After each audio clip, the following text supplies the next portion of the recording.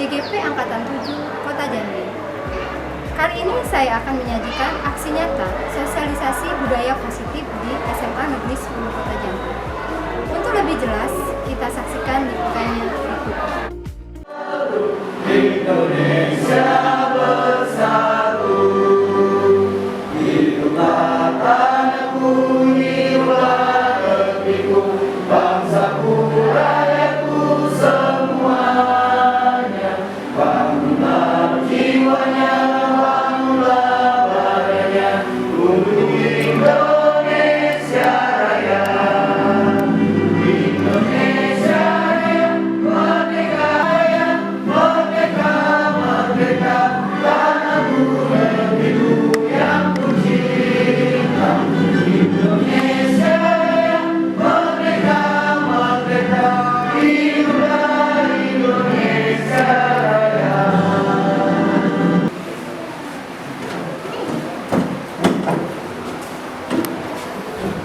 Assalamualaikum warahmatullahi wabarakatuh. A'udzubillahi minasyaitonir rajim. Bismillahirrahmanirrahim. Alhamdulillahirabbil alamin. Hamdan syakirin, hamdan na'imin, hamdan yukaffir ni'amahu wa yukaffir mazidah. Ya Rabbana lakal hamdu kama yanbaghi li jalali wajhika. Allahumma ighfir lana dzunubana wa liwalidina warhamhum kama rabbayana shaghira. Allahumma inna nas'aluka ilman nafi'an wa amalan shalihan wa rizqan halalan khairan katsiran wa syarran ba'idan bi rahmatika ya arhamar rahimin. Assalamualaikum warahmatullahi wabarakatuh. Selamat pagi dan salam sejahtera buat kita semua. Alhamdulillah, alhamdulillahirabbil alamin, wassalatu wassalamu ala asyrofil anbiya'i wal mursalin wa ala alihi wa ashabihi wa sallam. Rabbi shrah li sadri wa yassir li amri wahlul 'uqdatam min lisani yafqahu qawli. Yang saya melimpahkan rahmat dan karunia-Nya kepada kita bersama, sehingga kita dapat berkumpul di ruangan yang sidang dalam rangka melaksanakan kegiatan aksi nyata calon guru penggerak Angkatan 7 Kota Jambi di SMA Negeri 10 Kota Jambi dengan judul sosialisasi budaya positif yang ada di lingkungan SMA Negeri 10 Kota Jambi.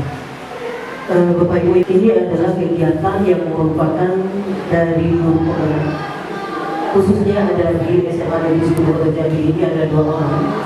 Hari ini dia melaksanakan kegiatan aksi nyata yang telah dilaksanakan selama liburan. Dan kita sangat bersyukur sekali bahwa di SMA 10 ini ada guru penggerak yang kita harapkan selama ini. Jadi guru penggerak ini adalah calon-calon pemimpin masa depan, karena semuanya berasal dari guru penggerak. Apapun kegiatan-kegiatan dan apapun jabatan ke depannya, itu adalah berasal dari guru penggerak. Baik nanti jadi pemimpin di satuan pendidikan, kemudian juga menjadi pengawas, itu semuanya diambil dari guru penggerak. Makanya sebelum jauh hari saya juga berharap dengan Bapak Ibu semua ikutilah sebelum sampai habis masa pelaksanaan dengan batas waktu 2024. Selagi ada kesempatan ikuti. Nah ini kawan-kawan kita yang lolos di SMA Negeri 10 ini adalah angkatan ke-7. Angkatan ke-8, 9, 10 kemarin juga sudah dibuka secara bersama. Dari semua segi, dari semua lini, dari semua warga sekolah, itu akan terwujud apa yang diinginkan oleh guru penggerak yang mengupayakan terjadinya budaya positif yang ada di SMA Negeri 10 Kota Jambi. Jadi saya mohon dengan Bapak Ibu semua untuk mendukung. Nah, ini adalah salah satu budaya positif yang memangnya yang harus dikembangkan di SMA Negeri 10 Kota Jambi. Dan saya sangat mensupport dan sangat mendukung dengan adanya aksi nyata ini yang dilakukan oleh calon guru penggerak yang ada di SMA Negeri 10 Kota Jambi, yang akan mengembangkan budaya-budaya positif yang ada di SMA Negeri 10 Kota Jambi. Mari Bapak Ibu kita bersama-sama mewujudkan dan mendukung program-program yang dilaksanakan oleh guru penggerak. Dan mungkin ini yang bisa saya sampaikan pada pagi hari ini. Kemudian perkembangan materinya nanti akan disampaikan oleh guru penggerak ini sendiri sebagai narasumber. Mungkin ini yang bisa saya sampaikan pada pagi hari ini. Saya akhiri dengan wabillahi taufiq wal hidayah. Wassalamualaikum warahmatullahi wabarakatuh. Terima kasih Bu Globaya. Terima kasih Bu Kepala Sekretaris Kota Jambi. Assalamualaikum warahmatullahi wabarakatuh. Selamat pagi Bapak Ibu. Salam sejahtera bagi kita semua. Alhamdulillah Rabbil Alamin, puji syukur kehadiran Allah Subhanahu wa Ta'ala, di mana pada pagi hari ini kita dapat berkumpul dalam rangka kami melaksanakan kegiatan sosialisasi budaya positif di SMA Negeri 10 Kota Jambi. Dan sholawat kami sampaikan kepada Nabi Muhammad SAW. Allahumma sholli ala sayyidina Muhammad wa ala sayyidina Muhammad. Semoga kita mendapatkan syafaatnya di yaumil akhir. Pertama, kami mengucapkan terima kasih banyak kepada Ibu Kepala Sekolah atas kesempatan yang diberikan kepada kami dalam pelaksanaan aksi nyata ini. Dan ini masih banyak ke depannya. Ini baru sepertiga dari kegiatan kami Bapak Ibu. Untuk itu kami juga mohon dukungan dari Bapak Ibu semuanya, kepala sekolah tentunya, untuk mendukung kegiatan-kegiatan yang akan kami jalankan dalam rangka pendidikan guru penggerak ini. Masih ada 2/3 jalan yang harus kami lalui. Semoga kami dapat menyelesaikan ini dengan sebaik-baiknya, dan itu tidak terlepas dari dukungan sekolah dan dukungan dari Bapak Ibu semua kita yang ada di sini. Nah, itu mungkin sedikit awal dari saya. Nanti akan dilanjutkan dengan materinya. Kami nanti materinya ada 6. Saya akan menyampaikan 3 materi dulu. Setelah itu nanti akan dilanjutkan oleh Ibu Novita Elida. Saya berharap semoga semuanya dapat mengikuti ini dengan motivasi dari dalam dirinya, bukan karena yang lain. Itu saja dulu. Setelah ini kami akan memaparkan materi. Izin ya Bu ya.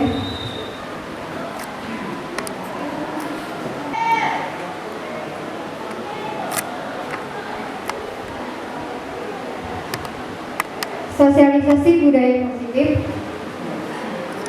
Ini adalah judul besarnya Bapak Ibu. Di dalam sosialisasi budaya positif ini ada 6 materi yang harus kami sampaikan. Yang pertama nanti ada disiplin positif dan nilai-nilai kebajikan universal. Kemudian teori, motivasi, hukuman dan penghargaan, restitusi. Yang ketiga keyakinan kelas. 4 kebutuhan dasar manusia dan dunia berkualitas. 5 restitusi, 5 posisi kontrol, dan terakhir restitusi segitiga restitusi. Nanti di 3 materi di awal akan saya sampaikan, 3 materi berikutnya oleh Ibu Novita Elida. Sebelum saya masuk materi Bapak Ibu, saya ingin Bapak Ibu duduk secara berpasangan. Ya, nanti ada kegiatan yang dilakukan secara berpasangan ya. Mungkin yang sendirian boleh cari dulu pasangannya gitu.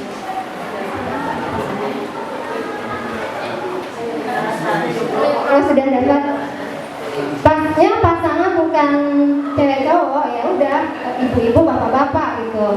Bapak-bapak dan bapak-bapak, ibu-ibu dan ibu-ibu.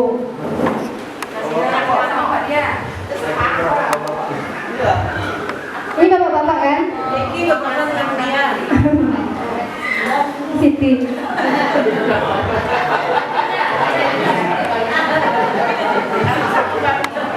Sementara saja Bapak Ibu. Nanti kalau mau pisah dengan pasangannya silakan. Ya. Nah, pertama apa itu budaya positif Bapak Ibu? Itu adalah perwujudan dari nilai-nilai kebajikan universal yang diyakini dan diterapkan di sekolah dengan menjalankan disiplin positif untuk menumbuhkan karakter murid. Itu yang akan kita terapkan nanti. Kita menggali dulu nilai-nilai keyakinan kebajikan universal yang kita tanamkan kepada anak murid kita agar mereka bisa terbiasa dengan karakter tersebut, barulah itu bisa menjadi budaya. Nah, disiplin positif dan nilai kebajikan universal. Dimulai dari kegiatan kepalan tangan. Silakan Bapak Ibu berperan sebagai A dan si B. Si A adalah tugasnya mengepalkan salah satu tangan. Kemudian coba Anda bayangkan bahwa Anda menyimpan sesuatu yang sangat berharga di kepalan tangan Anda. Bayangkan ini sesuatu yang sangat berharga, Bapak Ibu. Kemudian Anda perlu menjaga benda tersebut sekuat tenaga Anda karena begitu pentingnya untuk kehidupan Anda. Tolong dibayangkan. Si B yang pasangan sebelah Anda mencoba dengan segala cara untuk membuka kepalan tangan Anda, boleh membujuk, menghafid, mengintimidasi, memarahi, menggoda, menggelitik, bahkan menawari Anda uang agar Anda bersedia membuka kepalan tangan Anda. Please, silahkan dicoba. Siapa yang A? Siapa yang B? Tidak ada pasangan. Ya, silakan. Oke, silakan berperan sebagai A, berperan sebagai A dan berperan sebagai B. Ayo, silakan dengan ya itu apa ya? Segala upaya dilakukan oleh si B untuk mereka. Segala upaya dilakukan si A untuk mempertahankan benda berharganya. Nah itu. Oke, udah ya? Udah nih. Boleh bergantian Bapak Ibu, boleh bergantian. Boleh bergantian kali ini Bapak Ibu. Ini adalah awal mula kita membuka paradigma teori kontrol. Yang pertama, apakah Anda membuka kepala tangan Anda? Apa kalau iya? Apa kalau tidak? Mengapa? Tentu semua punya alasan, kan? Tentu alasan Anda ketika membuka tangan apa? Karena dikasih duit? Karena dipaksa, digelitik? Nah itu pasti ada alasannya. Ya. Yang begitu juga sebaliknya. Apakah Anda menutup kepala tangan Anda? Mengapa? Ada yang membuka, ada yang menutup kan? Ada yang mempertahankan tangannya tertutup? Apa alasannya Bapak Ibu? Karena apa? Nah, karena ada benda berharga yang harus kita pertahankan di sini. Yang ketiga, sesungguhnya siapa yang memegang kendali atau kontrol untuk membuka atau menutup tangan tersebut? Kita sendiri. Pasti Bapak Ibu bisa menjawabnya. Artinya apa? Kontrol itu adalah pada diri kita sendiri. Bapak Ibu bayangkan bagaimana Bapak Ibu mengontrol siswa kita. Lanjut ya. Selamat datang Ibu Rosa. Bapak Ibu sudah mengepalkan tangannya. Alhamdulillah sudah hangat tangannya. Ya, tadi ada. Jawabannya tentu kita sendiri memegang kontrol atas kepala tangan kita. Apakah kita membuka atau menutup kepala tangan kita itu tergantung pada diri kita masing-masing sesuai kebutuhan dasar kita saat itu. Saya butuh uang. Tadi kan yang membuka mau ngasih uang. Ya, saya senang dipuji, saya senang dibujuk. Yang penting kontrolnya memang tetap ada pada diri kita sendiri. Nah ini sudah tadi.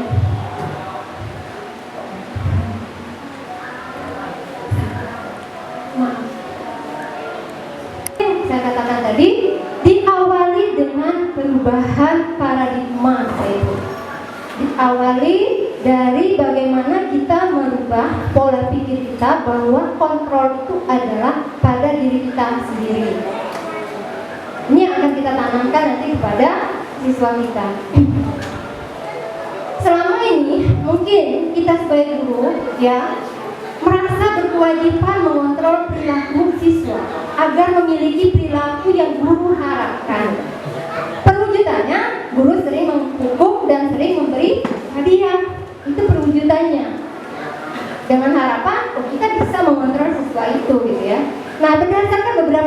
penelitian tentang teori kontrol, semua perilaku manusia pasti memiliki tujuan, begitu pula dengan perilaku siswa. Bahkan sebuah kesalahan yang dilakukan siswa pun pasti memiliki alasan. Dan alasan itu merupakan pemenuhan kebutuhan dasarnya waktu itu. Ada pemenuhan kebutuhan dasarnya pada waktu itu. Ketika dia melakukan kesalahan, pasti ada kebutuhan dasar juga yang dia butuhkan pada saat itu. Ada 5 kebutuhan dasar manusia.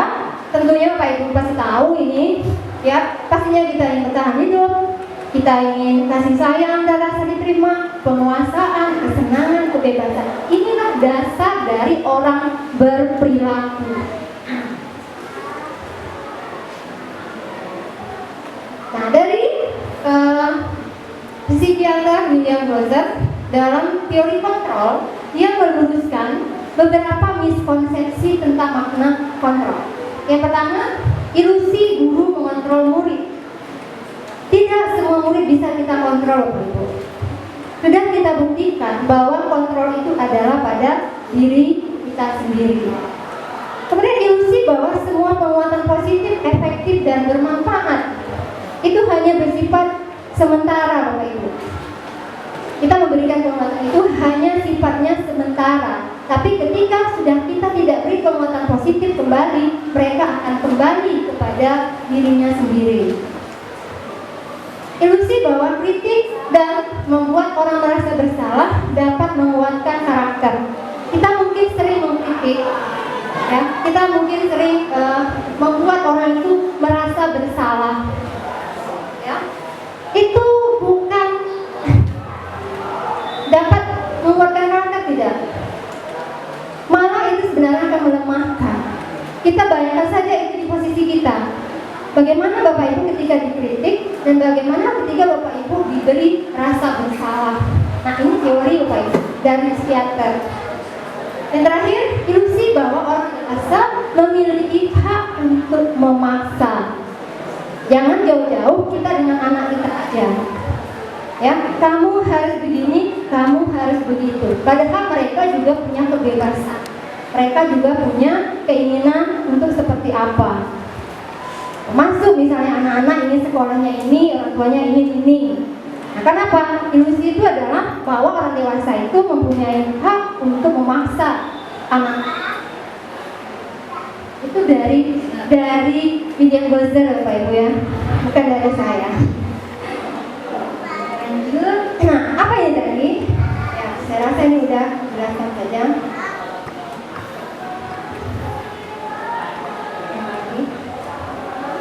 Nah, bagaimana seseorang bisa berubah dari paradigma stimulus respon yang biasanya kita lakukan kepada pendekatan teori kontrol tadi? Bagaimana caranya? Mungkin itu pertanyaan kita semua. Dari Stephen F. Covey, Principle Central Leadership 91 mengatakan bahwa ini juga dari ahli, bila kita ingin membuat kemajuan perlahan, sedikit-sedikit, ubahlah sikap atau perilaku Anda. Mulainya dari perilaku kita sendiri. Namun bila kita ingin memperbaiki cara-cara utama kita, maka kita perlu mengubah kerangka acuan kita. Mulai maju pikiran kita, ubahlah pola pikir kita, ubahlah bagaimana Anda melihat dunia, bagaimana Anda berpikir tentang manusia, ubahlah paradigma Anda. Skema pemahaman dan penjelasan aspek-aspek tertentu tentang realitas. Nah, ini dari ahli, Bapak Ibu. Tentu mereka melakukan penelitian terlebih dahulu bisa dapat mengeluarkan buku seperti ini. Yaitu kita kembalikan kepada diri kita. Bagaimana ini dengan kehidupan nyata kita. Ada perubahan paradigma dari stimulus respon ke teori kontrol. Maksudnya dari pandangan kita yang sehari-hari ketika dibandingkan dengan kita sudah memahami teori kontrol. Realitas kebutuhan kita sama. Mungkin secara umum pandangan bahwa kebutuhan kita itu sama. Namun kembali lagi ke orangnya bahwa kontrol, realitas kebutuhan kita itu berbeda. Walaupun kita sama-sama makan, tapi mungkin makannya berbeda. Nah, itu perubahan paradigma. Yang kedua, semua orang melihat hal yang sama. Oh, dia itu seperti ini. Tapi pasti ada orang yang melihat yang berbeda, punya gambaran sendiri. Yang ketiga, kita mencoba mengubah orang agar berpandangan sama dengan kita. Ini banyak Bapak Ibu, banyak sekali kita menjadi influencer untuk melihat ini seperti ini. Namun kita dari teori kontrol berusaha memahami pandangan orang lain tentang dunia. Artinya semua orang itu punya pandangan. Tidak semua orang itu bisa kita ajak berpandangan sama dengan kita. Perilaku buruk dilihat sebagai suatu kesalahan. Semua perilaku memiliki tujuan. Selama ini yang kesalahan itu selalu tersorot. Dia berperilaku sebagai suatu kesalahan, namun dia melakukan kesalahan itu tentu dia memiliki suatu tujuan. Ada tujuannya dari teori kontrol. Orang lain bisa mengontrol saya, hanya Anda yang bisa mengontrol diri Anda. Terbukti ketika Anda mengepalkan tangan tadi, saya tidak mengontrol orang lain. Saya bisa, gimana tadinya? Saya bisa mengontrol orang lain, Anda tidak bisa mengontrol orang lain. Pemaksaan ada pada saat bukan gagal. Ada yang maksa tadi? Dibujuk tidak mau, dikasih duit tidak mau.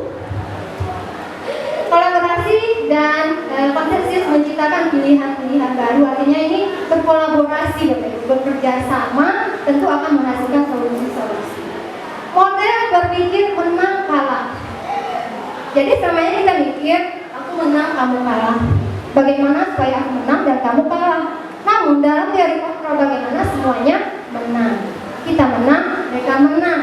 Win-win solution. Bapak Ibu ya, ini dulu kita awali dengan ini. Dari mana? Dari diri kita sendiri dulu.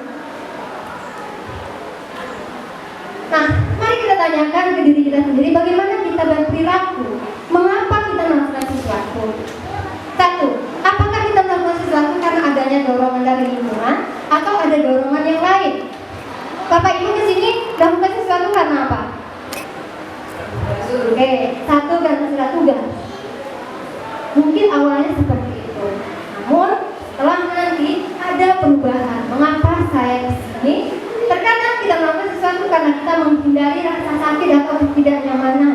Hanyalah bela daripada tidak, biarlah aku kerjakanlah supaya kita terhindar dari rasa sakit tidak nyaman. Terkadang kita juga melakukan sesuatu untuk mendapatkan apa yang kita mau.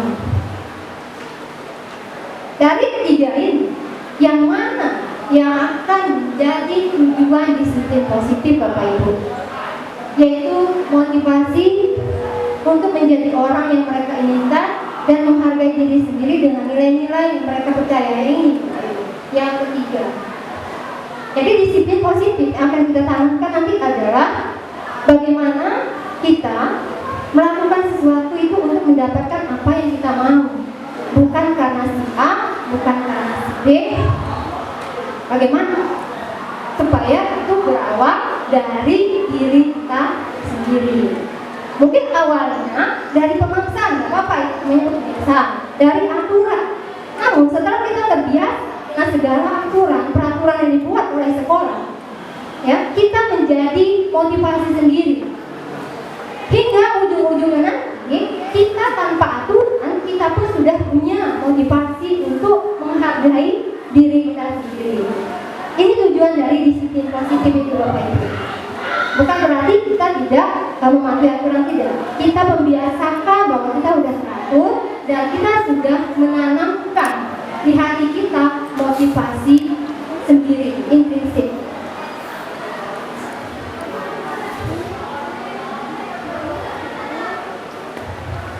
Nah, ketika murid-murid kita memiliki motivasi tersebut, mereka telah memiliki motivasi intrinsik yang berdampak jangka panjang. Motivasi yang tidak akan terpengaruh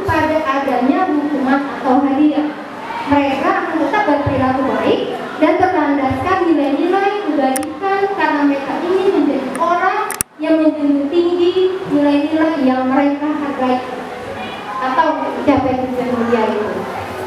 Jadi ketika ini sudah membudaya berakar motivasinya dari dalam siswa kita, hubungan itu dia jangan salah.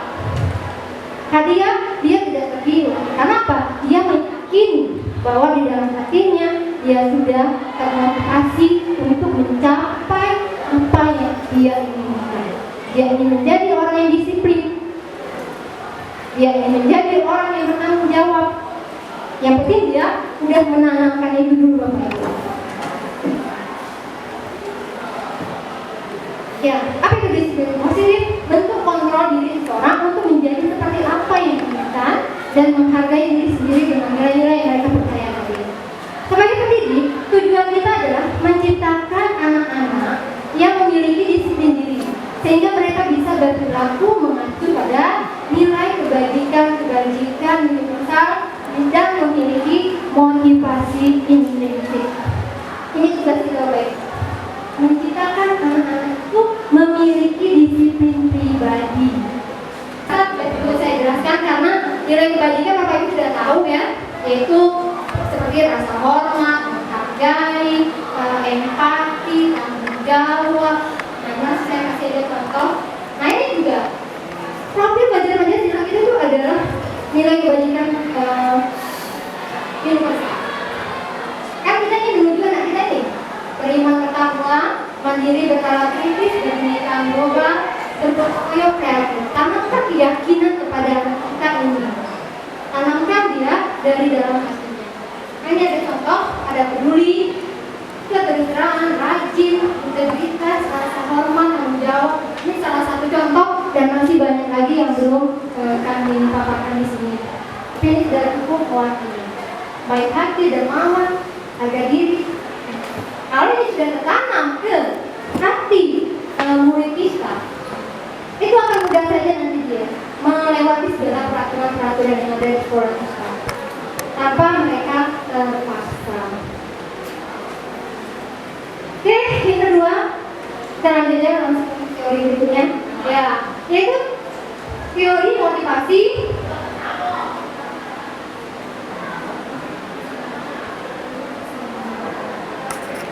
Motivasi, hukuman dan penghargaan dan restitusi. Apa pula ini?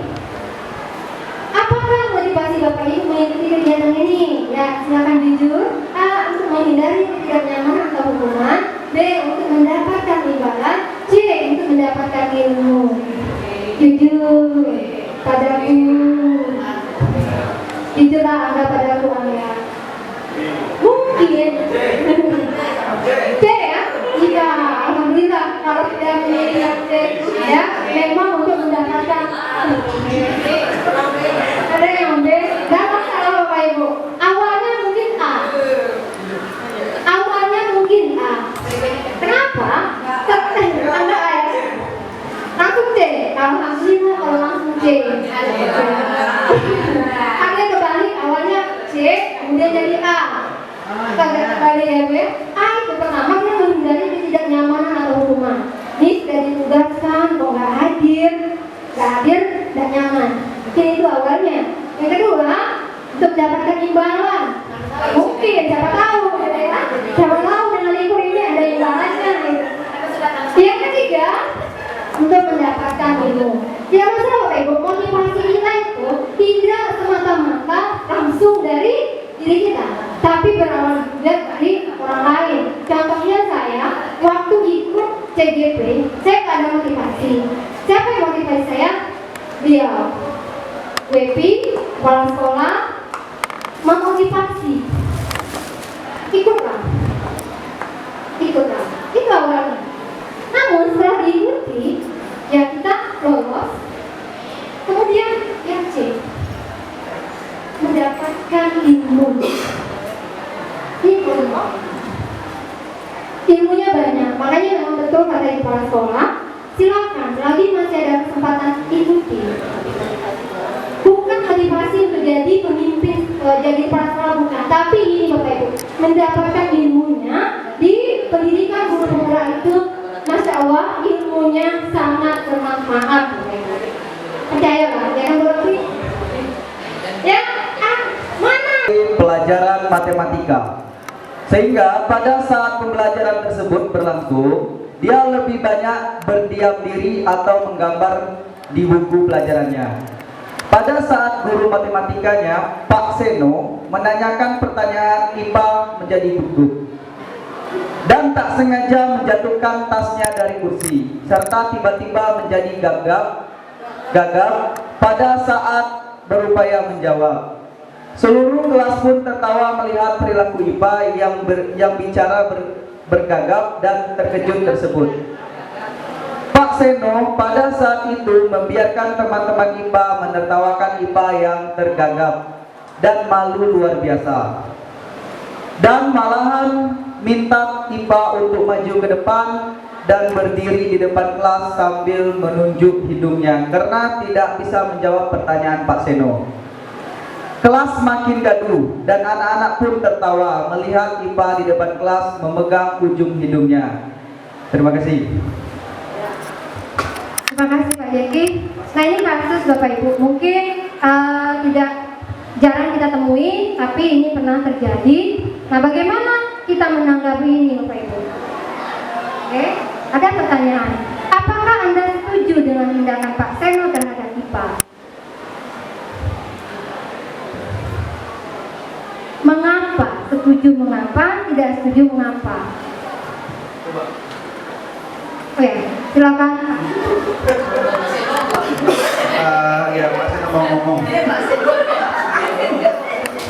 Sebenarnya saya agak ngomong juga dengan namanya yang perkembangan cara mendidik anak ini. Karena saya pribadi dulu, ya seperti Pak Seno ini, lebih dari Pak Seno lakukan sudah pernah saya makan. Dulu waktu saya sedikit cerita pindah dari Palembang, pindah ke kampung, itu ada namanya guru bahasa daerah, guru bahasa Batak, yang betul-betul saya tidak pernah tahu itu ada namanya aksara Batak. Jadi saya masuk ke kampung itu, terus pindah ke sekolah itu kelas 3, saya disuruh baca aksara Batak, saya tidak tahu. Tidak tahu, akhirnya guru itu marah, dilempar saya pakai bangku.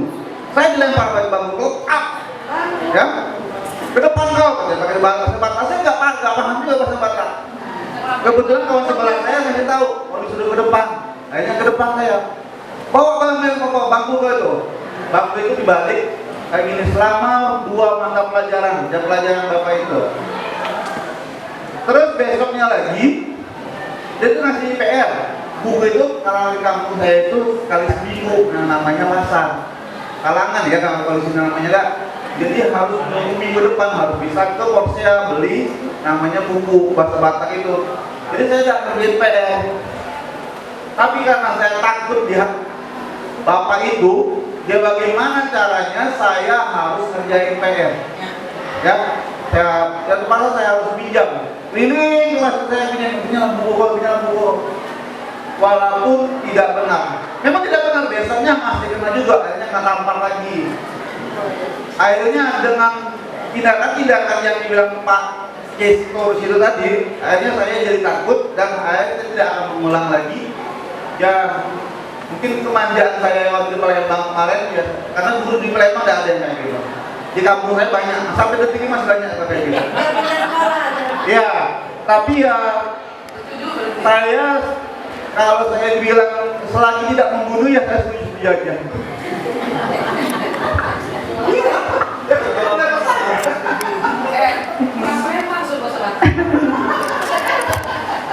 Terima kasih Pak Joni, Pak Seno.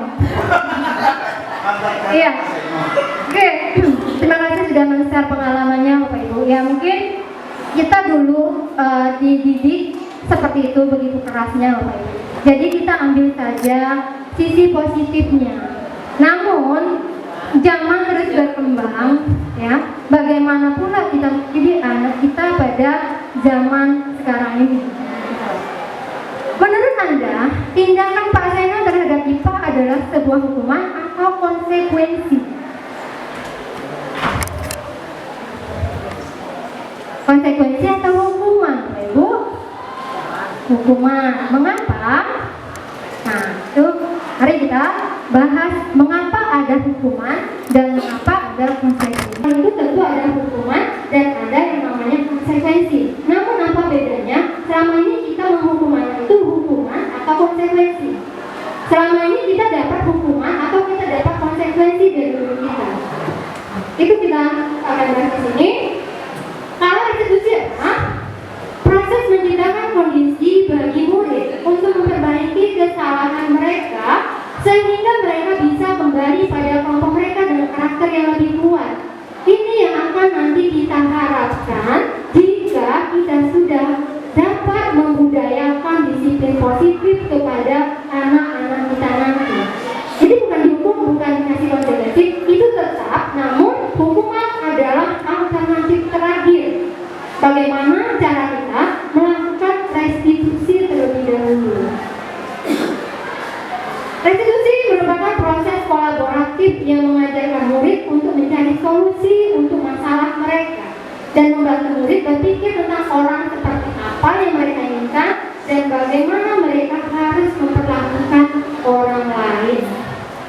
Jadi ini intinya kita membentuk karakter anak itu, bagaimana dia mencari solusi dari masalah yang dibuatnya. Sehingga dengan begitu kita libatkan mereka mencari solusi untuk menyelesaikan masalahnya, dia akan mempunyai karakter yang kuat. Sehingga ketika dia kembali kepada kelompok yang menjadinya, ya, dia sudah kuat mental. Dia sudah kuat. Nah itu tujuan dari kita restitusi. Hukuman bersifat tidak terencana atau tiba-tiba, karena murid tidak tahu apa yang akan terjadi. Terima kasih atas contohnya, ya. Tiba-tiba dilempari bangku. Gak tahu anak. Hukuman sifatnya tiba-tiba. Datang terlambat, tiba-tiba langsung lari ke lapangan 100 kali. Itu kira-kira konsekuensi atau hukuman. Anak-anak tahu gak? Ya, itu konsekuensi, ya. Konsekuensi. Tiba-tiba lewat PR maju ke depan dengan kaki sebelah. Konsekuensi atau hukuman? Tadinya identitasnya adalah menyakiti dan dampaknya berjangka panjang. Kalau selagi dia hanya berdampak jangka pendek, dia hanya tidak mendapatkan kenyamanan sementara. Tapi kalau hukuman Bapak Ibu, jangan salah, anak kita bisa sampai dendam karena dampaknya panjang. Hukuman bersifat satu arah dari pihak guru yang memberikan, dan murid hanya menerima suatu hukuman tanpa melalui kesepakatan atau pengarahan dari pihak guru, baik sebelum atau sesudahnya. Nah itu kalau hukuman satu arah, gurunya aja yang tahu. Tiba-tiba dia dilemparin, tiba-tiba apa gitu ya. Ini kelas kita belum bayar sosial, maka dengan sendirinya dari bendara kelas dan bendara sosial di sekolah kelas saya ada. Insya Allah dalam beberapa hari akan ditindaklanjuti. Jadi dalam ini menanggapi dari Bu Epi, kita ini kan ada unsur wali kelas, ada absen juga. Nah bagaimana pelibatan dari wali kelas dan absensi ini yang bukan hanya sekedar formalitas, tapi juga dijalankan. Dalam hal ini adalah perangkat wali kelas di 12 IPS dan 12 IPA, sehingga wali kelas itu merasa ada tanggung jawab. Jadi bukan seolah-olah, mohon maaf di sini Bapak sampaikan, bukan seolah-olah kita ini seolah-olah pemain organ tunggal, yang nyanyi kita, yang main organ kita, yang main musik kita, yang terima duit kita. Tapi kalau misalnya seperti disampaikan oleh Bu Epi, tapi ini perlu disosialisasikan ke siswa, cukup di setel lagu misalnya Mars SMA 10. Ketika Mars SMA 10 sudah berbunyi, wali kelas sudah megang absen di belakang barisan, dalam waktu 1 menit absen sudah diisi. Insya Allah kita bisa, bersama kita bisa. Tapi kalau sendiri-sendiri, insya Allah kita kecapean sendiri, dan akhirnya kawan-kawan tinggal hanya sebagai penonton. Sekian, terima kasih. Padat dan jelas, Pak. Ya, itu perlu kita sepakati bersama demi sekolah kita, Bapak ya. Ya, mungkin nanti akan disampaikan ketika rapat guru semuanya, Pak ya. Kalau dari segi ini, dari segi keyakinan tadi, nggak menanyakan itu nggak Pak? Silakan.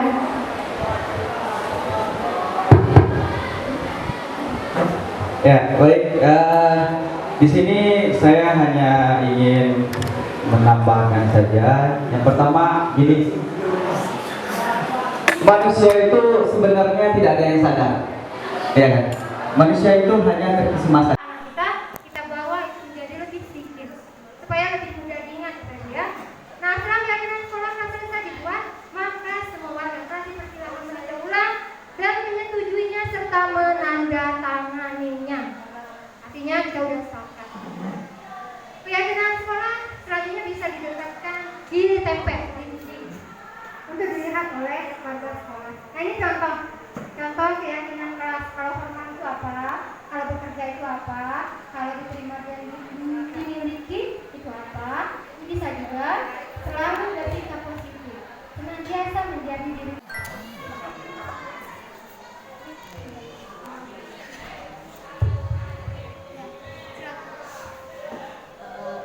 Kalau keyakinan kelas ya, keyakinan kelas itu biar bisa kita lakukan. Artinya gini, kita di dalam kelas pribadi sebagai wali kelas ataupun sebagai guru bidang studi, biasanya di awal kita masuk itu kita selalu ada sebuah kesepakatan. Misalnya kalau kita sebagai guru bidang studi, saya tidak mau kalian terlambat lebih dari 5 menit setelah kita belajar dan seterusnya. Nah, kalau dari tadi saya dengarkan ujung-ujungnya keyakinan kelas itu ya budaya positif dan seterusnya. Di sini saya tidak pernah belum mendengar adanya konsekuensi. Biasanya begini, kalau saya misalnya ini apa benar sebuah konsekuensi atau hukuman saya nggak tahu. Yang jelas inilah kesepakatan kelas saya. Misalnya bagi siswa yang selalu tidak masuk kelas, misalnya tidak masuk alfa ya, tidak ada keterangan segala macam, itu ada konsekuensinya. Apa konsekuensinya? Misalnya dia piket itu 3 hari, yang harusnya dia piket hari Senin, dia menjadi Senin, Selasa, Rabu. Itu konsekuensinya.